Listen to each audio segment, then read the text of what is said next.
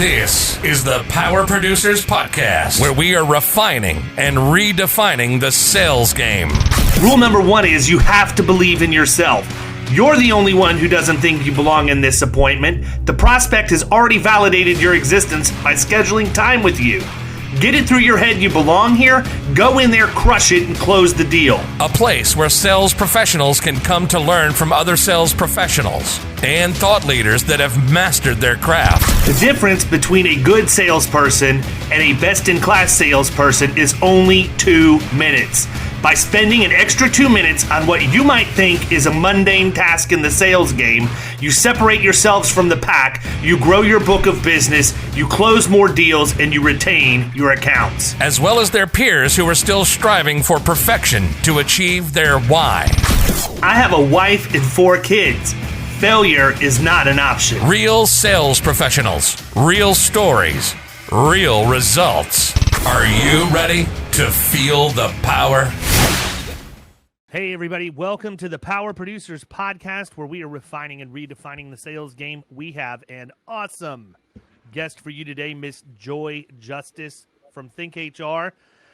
We know a little bit about Think here at Florida Risk Partners and the Power Producers Podcast, and you hear what we want you to hear, but now we brought her on so that you can hear what they want you to hear, because I might have just been giving you guys misinformation this whole time, as far as we know. Joy, welcome to Power Producers. Why don't you take a quick second to sort of explain your role and give everybody your background, and then we'll just dive in and have a conversation like Forrest and Jenny the first day of school on the bus. Sounds great. Thank you, David, for the introduction.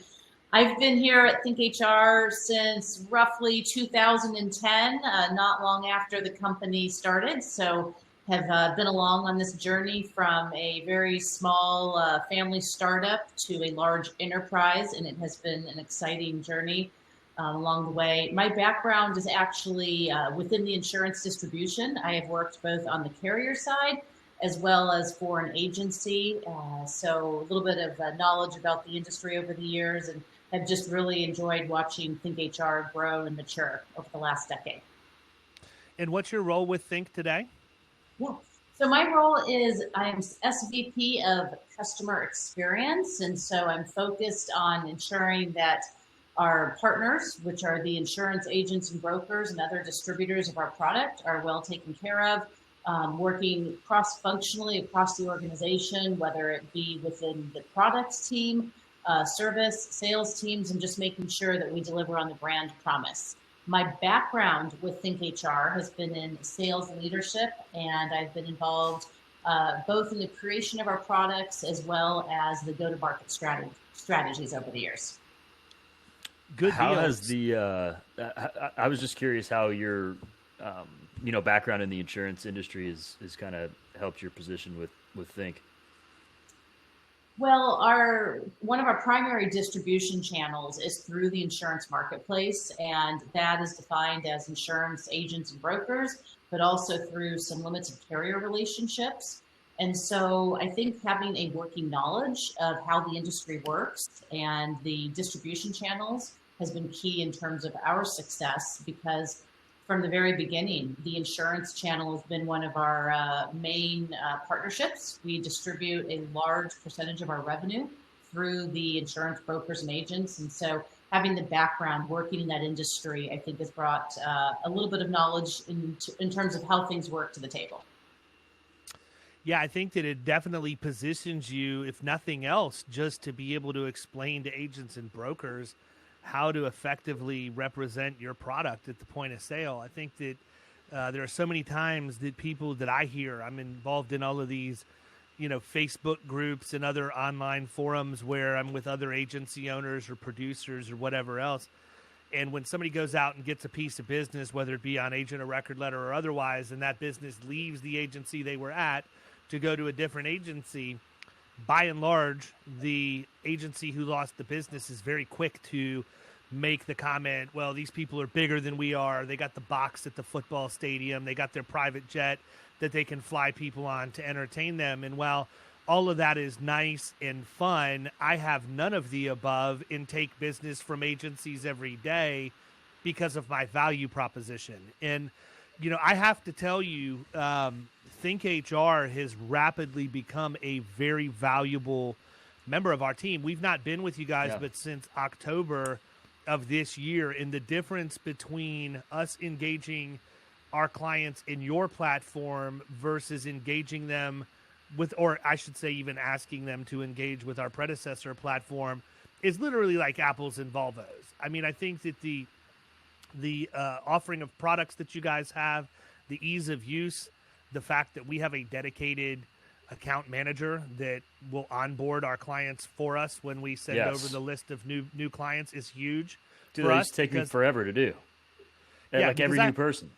Yeah, I feel like adoption rate is got to be the number one thing that people complain about whenever there's a value-added software provided. So we're really pumped about having the ability to customize, the learning management system and give that resource along with the 800 number and a variety of the other things that we have available to us. You've been there for a long time. It did not start out nearly as robust as it is today. Talk a little bit about that journey. Sure. Well, we have really crafted the product from feedback from brokers throughout the years. I mean, I can recall a number of situations where we sat down with our founder and, brokers would say, well, this is what we need. Do you have that? Can you build that? Going back to even the inception of the original hotline. I mean, we started out really being more of an outsourcing company doing project work. And it was actually a very large agency in the San Francisco Bay Area that said, I don't want to give you project work. My clients don't need that. What we need is the ability to call and talk to someone. We have an issue and we need to get a quick response in the moment that matters. And so we said, okay, great. We'll build a hotline and we'll staff it. And so there we placed someone on the phone line, and that evolved over the years. Several years later, again, feedback from brokers. Hey, can you bring something new to the table? My clients are talking about learning management systems. They're doing more trainings. And this was back in 2013, before it was very commonplace to have such a solution. We said, sure. So we went out and we built that. So we are committed to innovation, and a lot of it is driven by the feedback from our partners, what's going on out in the marketplace, and trying to stay 2 steps ahead of what we're seeing in terms of trends. So of all the things you've seen developed over your tenure there, what's the one you're the most proud of? The one that I'm most proud of? Oh, wow. Well, that's, I can't say all of them. I do think you could, but I got to believe you have a pet favorite somewhere. I think people feel like the ability to talk to someone in an expert advisor capacity is important. But what I think the stickiness and what keeps people around is truly the learning management system and the content. And the reason for that is it's an ongoing system. You have to keep using it. And it's expensive. If you're an employer and you're trying to go out there and buy that on your own, it's expensive. And so if you can get that through your agent, and it's a value add, or you pay a nominal fee to your agent for access to that service, well, that's a win-win. And, the content that we bring to the table, it's everything from the things that are required to the option to have things like, safety and just best practices and HR development. And so it's diverse. And I would say that is probably one of our several flagship products. And I think that it's something that, we get a lot of great feedback on and is heavily used. I think one of the things that attracted me, I know one of the things that attracted me to your platform as opposed to some of your competition was the fact that the things that revolve around legislation and updates are housed online and can be dynamically updated in real time. I think that that's a huge issue that many employers face that we don't, as agents out there, don't put enough emphasis on. I mean, I don't think that by and large, if we're going in and we're peddling insurance as opposed to being advisors and really determining what's going on inside an operation, culturally, operationally, and all of that, we're not paying attention to that in the old guard. And that's one of the reasons why I like it, because for me as a business owner, I'll take my producer hat off for a minute. As a business owner, knowing that I can have a handbook that resides online and as legislation changes, it automatically updates is a huge thing for me from a compliance standpoint. But what I really like is the fact that you not only have the handbook and the ability to formalize those processes and procedures, but then you have the learning management system that's where the rubber meets the road. That, to me, is the glue that holds everything together. How many times do we as producers go out and get in front of a prospect? Oh, yeah, we have a handbook. Great. Could I get a copy of it? And it was last revised in like 1974, right? It's in a 3-ring binder with 4 inches of dust on top of it. And pages are starting to turn yellow. Yeah, exactly. It's printed in that purple mimeograph type, But I mean, obviously we're being sarcastic, but that's the truth. Handbooks, by and large, are pencil whipped. I hate to be the guy that makes the unpopular statement, but that's true. When you go in as a producer, if you look and you actually do your job and you review what an employee handbook is made up of, I'm not asking you to give people legal advice on processes. That's what Think will do. They'll put the compliant stuff in place. But you're going to find out that 99% of your clients, the ones that have loss issues and everything else, have pencil whipped their handbook and don't really have formalized processes. Somebody along the way said, hey, you need this. They did it because they thought they needed it, and then they never did anything with it, when they really should be using it as the tool that it is designed to be, and that is to communicate with your employees, establish benchmark and standards, and then hold them accountable to following those. Period. Sounds easy, right? Absolutely, yeah. I mean, you nailed the description there, David. And, what's unique about the handbook that we bring to the table, and you hit on this, is that it updates automatically. And so to your point, the minute you finish a handbook, it's out of date the next day. Something maybe changes. And then what are you going to do? Go back and pay your attorney $2,000 to make an update and then redistribute it out to everyone? Our solution circumvents that process. And so we have a way to push out the updates. It's very proactive in terms of the way that it works. And not just in the handbook, but everything we do. I mean, it's a proactive environment. Something changes, we're going to alert you. But yeah, getting back to the handbook, it's second to none. I mean, we even have a handbook. Our handbook is used by law firms. We have law firms that come to us and say, I want to use that handbook so I can turn around and charge $5,000, $10,000 to make a couple of customizations. And so huge value there. And as you know, the agent and broker is heavily relied upon to provide a solution. So if you're out there providing a PDF format that someone's supposed to just update, that's not a good solution. You really need it to be proactive, updating automatically, and then have options. I mean, ours has a electronic signature option. You can translate it to Spanish. Lots of cool little add-on features available. I think one of the things, and this is specific to our audience, is you're out there and you're hearing prospects talk. Our natural migration when somebody brings up HR issues is, oh, you need an EPLI policy, because that's what we're programmed to do. We make our compensation from the sale of a product. And as we continue to try and teach you people and have you transform your thought process, this is a natural progression in that thought process. You shouldn't be thinking, oh, you need an EPLI policy. That's called being reactive, period. You're going to put insurance in place, but what are you doing to actually proactively solve the HR problems that are giving this person heartburn? You got to turn it upside down and think about, okay, yes, you do need an EPLI policy, but let me talk to you about everything that we have in our agency that we use to help you make sure that that policy is as cost-effective as it possibly can be, because we have you registered in all of these different programs that we can document that you're training your people on all of these things, that you have your handbook, that it automatically updates in real time. Now, all of a sudden, your handbook is not just a tool for you to have to establish policies, procedures, and hold people accountable to. It becomes a material part of the underwriting process for the EPLI policy in an increasingly hardening market.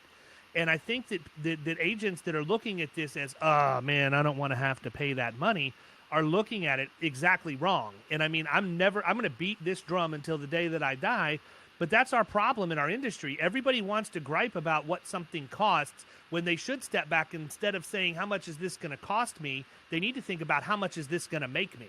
And you alluded to it, and I'm not even necessarily talking about the monetization of the product, although I do think for the right agency demographic, it does make a lot of sense for them to charge, because people will come in and cancel for non-pay, and They've done everything they can to set things up for them. They give them a great platform, and then next thing you know, they're gone, and they did all this work for nothing. So I don't have a problem with agencies monetizing it. In fact, some of my best friends in the industry are cash flow positive on some of the value add things that they've invested in. But more to the point, you have a position of power when you can solve your your prospect's problem, right? That's what they're calling you for. They're not meeting you because you can get them cheap insurance. They may think that's the premise under which they're meeting you, but if they open up and allow you to have the conversation, you'll realize, their insurance premium's up there for a few reasons. Let's talk about how we fix that, because premium is a problem that manifests itself after things have happened to you. I don't know of a single account that's out there that's crystal clean and pristine that has horrible premium because of experience. It's counterintuitive. Right. But if you can put these things in place before you need them, in addition to those people who have had a few bumps in the road and need a solution, you're ultimately going to get the best insurance buy that you can get. Yeah, we like to think of it as, what is an agent doing to improve the organizational health of an organization? It's one thing to sell them insurance, when things go wrong, but what are you doing in terms of preventing that from happening? What are you doing in terms of your baseline solution so that they have the tools, the resources, and the expertise in place so you're not having to use the insurance policy? Right. Agreed. So let's talk about it for just a second. Walk everybody through how the alerting and all of that goes when these things update in real time. Just give them an idea of what they would expect from ThinkHR as far as not only the agency, but also their client and then their client's employees. Sure. Well, we have an entire team of attorneys and content experts. And so they're behind the scenes monitoring everything going on, legislation happening day in, day out. And when they receive notifications and they discover that there's changes, they are updating our database in terms of where our expert advisors are using information to answer questions. They're updating the written content that folks have access to. And then they're, when the situation warrants, pushing out an alert or, pushing it out in some sort of a newsletter format. So it's very proactive, and we're just several months here from actually launching a revised, newer platform, which will be automatically going out to everyone using the services. And when you log into the new platform, you'll even have a customized homepage. So based off of criteria in terms of where you're located and how many employees you have, there's an intelligence behind the system that will give you customized information that's personalized to your situation. And so what this means for the employer that's trying to stay up to date on things is that they can focus on running their business and not stay awake at night wondering, am I aware of something that I don't know exists? We're watching and monitoring that, pushing it out. They're either getting a push notification or they're getting an alert to change their handbook, or they're getting some sort of a newsletter subscription, multiple ways that we're pushing that information out to the end user. What do you think the biggest obstacle is? Or I shouldn't even say what do you think, because I'm sure you guys have the analytics. What do you find to be the biggest hurdle that agencies have in getting their clients to adopt your platform? Lack of knowing what's out there. I mean, we don't have employers that use the product and go, nah, no thanks, I'm not interested. I tried it, but I'm not interested. That never, it rarely happens. What happens is that they have no idea that it's there because they missed the email communication from us when we onboarded them, or it went into the junk folder, and their broker never spoke to them about it. So I always tell agents, don't let this sit up on the shelf. Bake this into your renewal process. Your clients listen to you, not the third-party partner like us. And so if you're not reinstalling, re-educating, and refamiliarizing your clients at mid-years, at renewals, however you normally communicate, you need to be doing that, because we can only do so much. We really need to also rely on your communication that goes out, because they're paying attention to that. And then we have specialists that can help, acquaint people with the product. So to your point earlier, you started off, David, you said that we'll do the onboarding. And so, yes, we have an account management team. So you bring on a new client and they say, hey, yes, we need to improve our organizational health. How do I do that? Well, they can speak to one of our customer success folks and we can get them set up and give them an overview. I think that's a good point about baking that into your process at renewal or midterm, because otherwise you just, like David was talking about, you become reactive, and then you're in the situation that you were trying to avoid in the first place. So I think that's a good move. Classic story up in the Boston area. A broker we've worked with for years lost an account and ran into her at a conference, and she was talking about how she lost this account, and she says very sarcastically, Joy, it was your fault. I lost the account because of you all. And it was like, what did we do? Did we screw something up? And she's like, no, not at all. She's like, actually, it was my fault. What happened? She goes, they went to this other broker, and when we did the debrief on why they left our agency, there were a couple of things that were, rocky. We could have worked through them, but one of the things that she brought up was that they wanted to have ThinkHR services, and they didn't have them with their existing broker. And I just kind of looked at her confused. I said, what are you talking about? She goes, well, we didn't do a very good job of telling our clients that they had the service. So the new broker, when they, wooed them in the door, this is one of the things they spoke about. And there you have a situation where an agent has spent the money, they have the solution, but they haven't done a great job of deploying it. And there was a lack of awareness. And so they still lost the account. But to this day, that's the kind of stuff that keeps me up at night. Like, how can we help agents prevent that from happening? How can we get the word out there and drive better engagement? So that's a great segue. You just basically asked my next question for me. If an agency decides they want to partner with ThinkHR, what does that process look like? What does a best-in-class onboarding process for ThinkHR look like from the lens of the agency?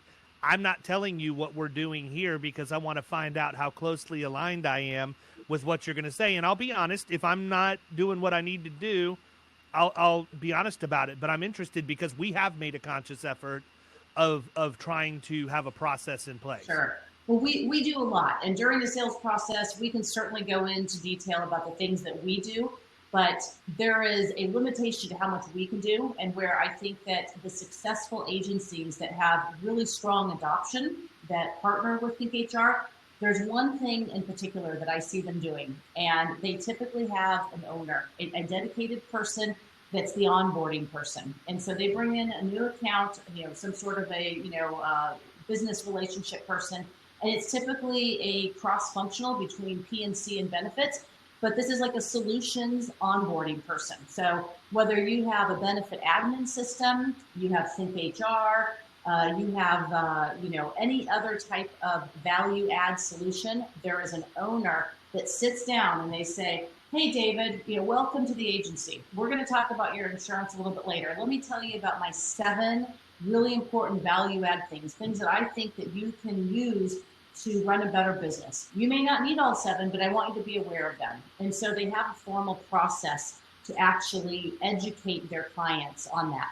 And then on an ongoing basis, they run utilization reports. And they say, I'm having a mid-year meeting, and I see that this client isn't using such and such solution. So they have a conversation with the client, and they say, hey, I realize you're not using this particular solution. Is it because you've tried it and it's not a good fit for you?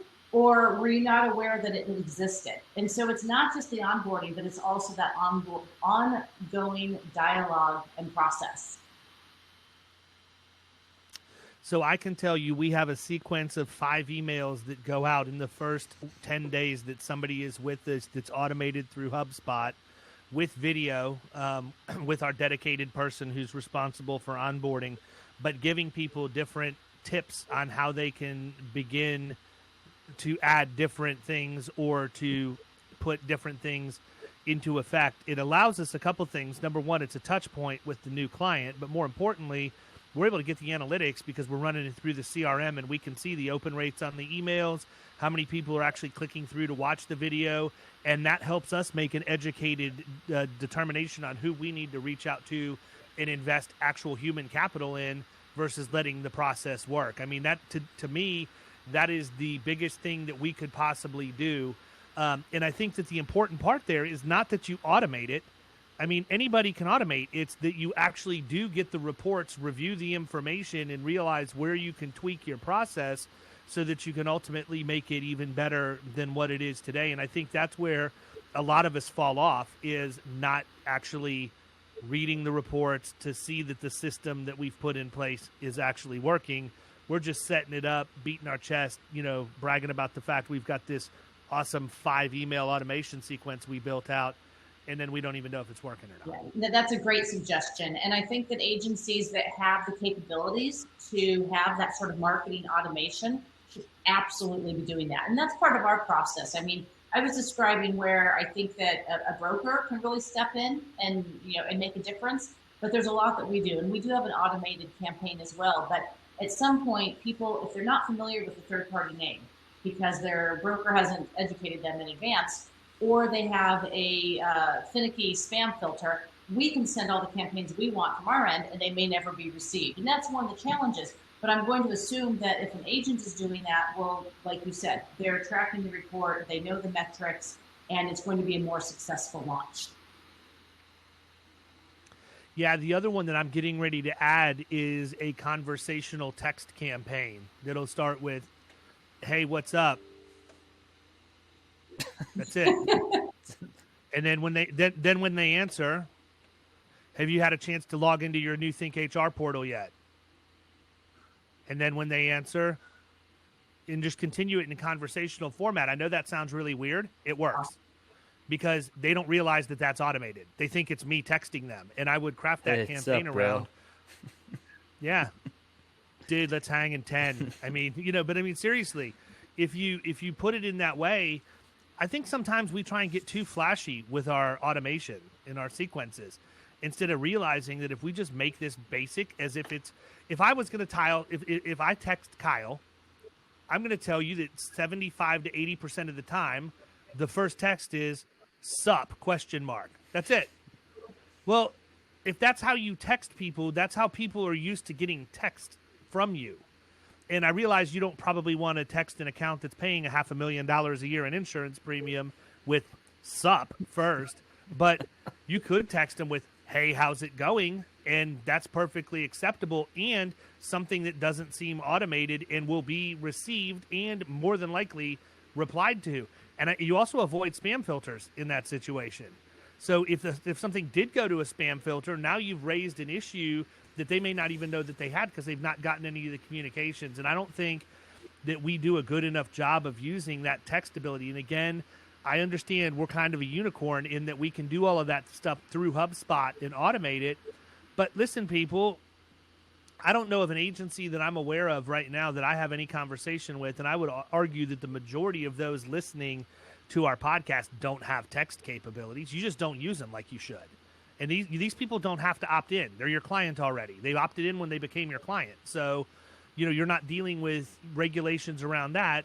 It's not like you're texting cold prospects. So I think that's something, too, that as people begin to onboard and are looking for creative ways to drive adoption further, text is probably the most underutilized platform in that process. Well, and it's not as noisy as email, and people still pay attention to their texts. Right, exactly. I agree. It's crazy. I mean, we're looking at our phones all day long. I mean, you respond to more text, or at least I do, I think, throughout the day than email or definitely phone calls or anything like that. So it's crazy that it's underutilized. By the way, that also works very well for reviews. For the agencies that are out there listening, when you want to get a review from somebody, very similar. I listened to Bradley Flowers talk about this when we were up in Boston last week in our mastermind group about how he goes to how his people get reviews. And it basically says, "Hey, how's it going?" And then they'll get the answer really quick. "My boss is going to kill me if I don't get a review. Would you mind going on Google quick?" And boom, they do it almost every single time. It's way more genuine and authentic than all of these other automated campaigns with net promoter scores and all of that other stuff. It works. And I think that we sometimes try to be so slick in what we do that we talk ourselves out of business because we're worried about being flashy instead of being real. Yeah, David, do you have any recommendations for vendors? Folks aren't using HubSpot. Any others that can do the text? Because I love that idea. I missed what you Any said. recommendations for vendors that handle that text? I mean, you mentioned HubSpot, but are there other standalone vendors that you're aware of that an agency can use if they're not on HubSpot? Yeah, so true story. We use it through HubSpot, but it is a third-party app that integrates with HubSpot that is also standalone. Some that I know of, and the one we use is called Sakari, Sakari. I don't get anything from Sakari for mentioning their name. It's just a tool that we use in the agency. There's another one called Sales Message. I think it's Sales MSG that does texting. I think that we're at a point now, though, where a lot of the VoIP systems will do text as well. So if you've got Ring Central or one of those, it's highly likely you have text capabilities with your VoIP provider as well. But anybody listening to this, unless it's their first time, they're very aware of the fact that I think every agency out there should have a CRM. I mean, we're out trying to run high-powered sales teams, and we don't give them the number one tool that they need to be able to be a high-powered sales team in the shape of a CRM. That's just my opinion. I've said it 1,000 times. We're not insurance agencies until we sell an insurance product, and we have to administer that. Until then, we're a sales organization, and there's not a sales organization in the country that's effective that runs without a CRM. I may be wrong. There may be one somewhere, but they're an outlier. They're the exception, not the rule. Yeah, and I also know that they're not using an agency management system to run a sales team, for Fortune 500 companies that have high-power sales teams. It's ludicrous. So why are agencies doing that? Yeah. So that being said, I mean, text is another one. And the other thing too is even if you don't have these things, if all you have is Outlook, there are things that you can do. You can schedule emails to go out when you bring a new account on. If you don't want to spend the money to get a CRM, okay, go into Outlook, have your templates for the emails set up, address who it's going to go to, and set the date and the time that you want them to go out.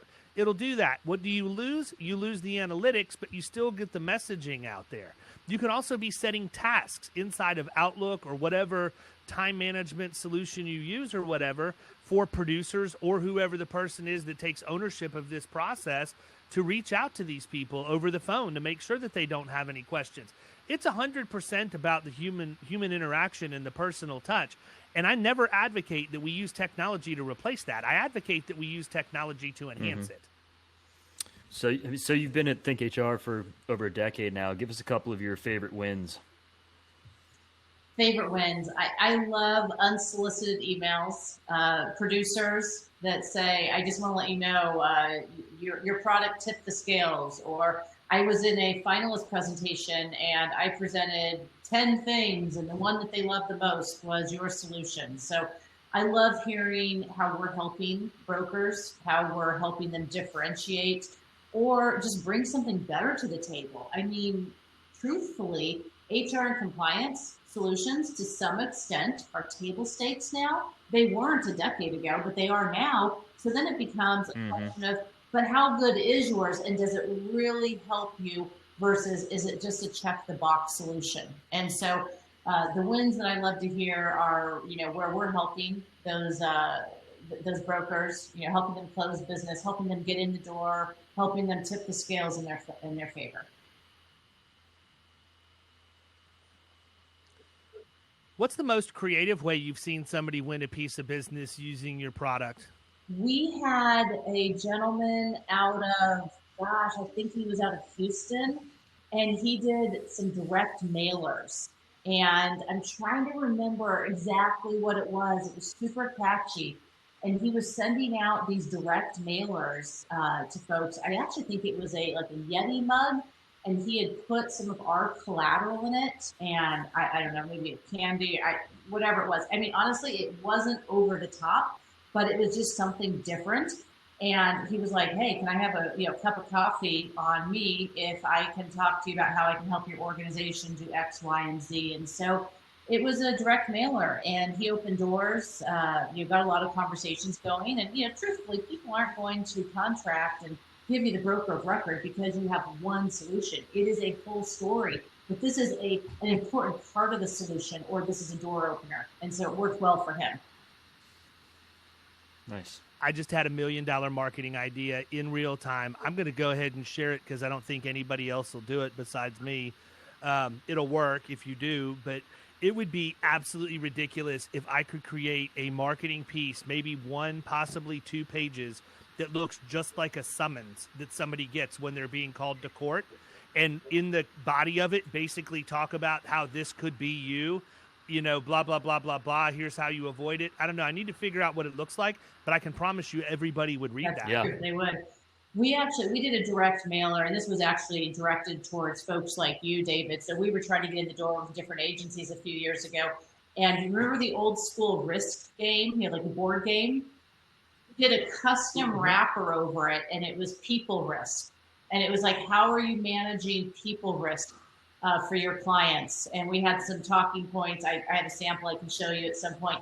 And these were like these big, funky, odd shaped boxes that went out. And I'll tell you, we sent out, 200 of them. And I think we had like a 75% response rate, really high. So you could take something like that and send that out to CFOs or HR directors as well and say, hey, work with me and I'll talk to you about how I help contain people risk. And so there's some creative things you can do, and it doesn't have to be a board game. It can be something else. But there's a lot of cool ideas out there. So I don't want to put you on the spot, and I'm not going to ask you to give me an exact number. I'm going to assume that if you made that investment and you knew that you had 75% of the people who actually engaged with that you generated a significant amount of revenue from that campaign. Is that safe to say? Okay, and so all you schleps that are out there listening to this that don't want to spend money on marketing, this is what happens when you spend money on marketing. Anybody can send email, in bulk. Anybody can text in bulk. Getting creative and doing things like that to catch people's attention will always work better. But guess what? It costs more. That's why we don't ask how much things cost. We ask how much things will make us. I've got a friend of mine that's in Killing Commercial, our online training community, that just went out. Coolest idea I've seen in a while. I really want to see. I'm helping him get it dialed in, but he's not being patient and completely waiting for me to help him. So he's taking it and running with it. And I'm sure he'll do an awesome job, but I'm very anxious to see the results he gets. He found they're either $20 or $25 a piece. They're the old school viewfinders that have the thing on the side that you click down like a camera, and it's got the disc that goes in the top, and you get like 6 or 8 images that you can put in that are custom, but it's a marketing thing. So you send the viewfinder in the disc to whoever your prospect is, and they get this cool thing. How many people are going to get that and not want to see what's on the disc? Right. I mean, is there anybody out there that's not going to do it? And I mean, I know that if I went to our constituency or the average agency out there, they're going to flip when they hear that those things are $25 a piece. But we're calling on accounts that pay us between $25,000 and $50,000 in agency income in the form of revenue. $25 isn't even a drop in the bucket. I mean, it's not even 1%. It's 0.1% of the revenue you're going to get off of that account. Why in the world would you not be willing to invest in something really cool like that, knowing that you get one shot with somebody, and if you make that right, everybody's going to see it. You're going to have to get traction from it. Yeah. So David, I'm actually married to a CFO for a technology company. And so I love to hear from him. He gets stuff from agents all the time in the mail, phone calls. And it's cool. He'll come home and he'll give me, something like, oh, look at this broker, look at this broker. And so a lot of them are just sending emails. So I think that where it really starts to resonate is if you can send something in the mail. And I know it's hard these days. People are still working from home. We got to figure that piece out. But I'll tell you something. I have mugs. I have cool business books. I have all these things because he brings them home and he gives them to the family. And so you want to be that person that gets in the door, captures their attention, and it sticks around. And so, yeah. But you know what? Sending a trinket for $5, it's not going to get the attention of the right person. No, and I've seen people do all kinds of cool stuff. Like, I know of one producer that would do the research and find out that the decision maker was a runner, and found out what kind of running shoes they wore in their size. I mean, that's Yeah, a bit hang on a stalkerish, second. but they would literally just, I don't know how, I just know this is what happened. Work with me. And he would send one shoe, and the only way that the person could get the other shoe was to meet with them. Now, I'm not talking about like PF Flyers. I'm talking about $150 Asics or whatever else. So, number one, you got to have a set in order to be, send that out. But number two, it's not a cheap gift, man. $150 for a pair of running shoes.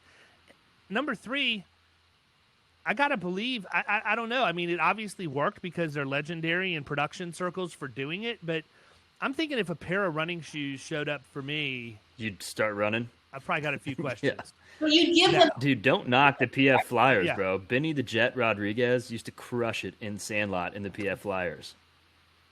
But you receive that in the mail, and you will, at a minimum, give someone a courtesy conversation. And who knows where that could go? That's all. That's the agenda, right? Right. And that's all you're trying to do is literally get in the door with a qualified prospect. It may or may not be the right time, but now you're on the radar. Sure. Yeah, I mean that talk about innovative ideas. That's I have not heard that one before. Well, listen, I want to be respectful of time. I mean, we've been going for about 40 minutes. What have we not talked about that you think that everybody in our audience should hear about ThinkHR that we haven't said yet? And then we'll go ahead and wrap up. Sure. I always tell folks when they ask, well, how are you different? There's other solutions that are out there. And what I tell them is that, listen, this is all we do. We aren't doing other things. We're not selling agency CRMs, even though you should definitely have one. We're not selling Ben Admin or HRAS. We're not doing anything. All we do is help employers, increase and establish organizational risk, or I should say organizational health, while reducing the risk. And so, our entire team, we're looking for better ways to do that all the time. And because we're a specialist in this, brokers that partner with us, what they're getting is an entirely different solution. And we have times where someone goes to a broker and says, hey, I'm so glad I'm working with you. And, oh, by the way, you have ThinkHR, right? And they're like, well, no, I don't. So then the broker calls us and we have a conversation. And so that's what it's really about. I mean, it's about the quality of the solution, not just having one. So David, I commend you for choosing the best, and thank you for your partnership and appreciate your time today. Absolutely. It's been a pleasure having you on. I mean, everybody's going to want to know how they can get a hold of you. So why don't you give them the best way for them to get a hold of, not necessarily you per se, but ThinkHR if they want to know more. I can tell you that you can go to killingcommercial.com/ThinkHR, and we have a dedicated page where I share some of my thoughts around ThinkHR. We will have this podcast hosted there, as well as the closed door meeting with the Killing Commercial community. But you can also book directly. We have a fillable form that if you want to talk to somebody from Think about their product, you'll be able to book directly from that page. But assuming you don't want to go there, what's the best way for them to get a hold of somebody in your Sure, I organization? always tell folks, if you actually, I know it sounds impersonal, but it works. If you go out to our website and you just submit the contact form, it goes to like 5 different leaders and they jump on it. I mean, they literally will jump out of their seat. And be careful you don't submit it at 10 o'clock at night unless you want a phone call. Slight exaggeration, but they will call you very quickly. And so that's one way to get a hold of us. It's thinkhr.com. I will caveat that we have some exciting news coming at the end of May where we're going through a branding change with our organization. But nonetheless, even if you're listening to this after May 25th, you can still go to ThinkHR and it will redirect you to our new identity. And we'd be happy to connect with you. Awesome. Cool deal. Well, listen, thanks for carving time out of your day to talk about a solution that we believe in and that we want everybody to know about. It means a lot to know that we have such great partners, and I have to give you a very sincere thank you as somebody who's been there from the beginning all the way through the journey for crafting such an awesome product that, quite frankly, makes it really easy for us to do business in the middle market. Thank you. Appreciate you both. Thank you, Kyle. Thank you, David. You've been listening to the Power Producers Podcast. You can follow Killing Commercial Insurance on Facebook and YouTube. And if you want to take your game to the next level, check out our book, The Extra 2 Minutes, and our website, killingcommercial.com.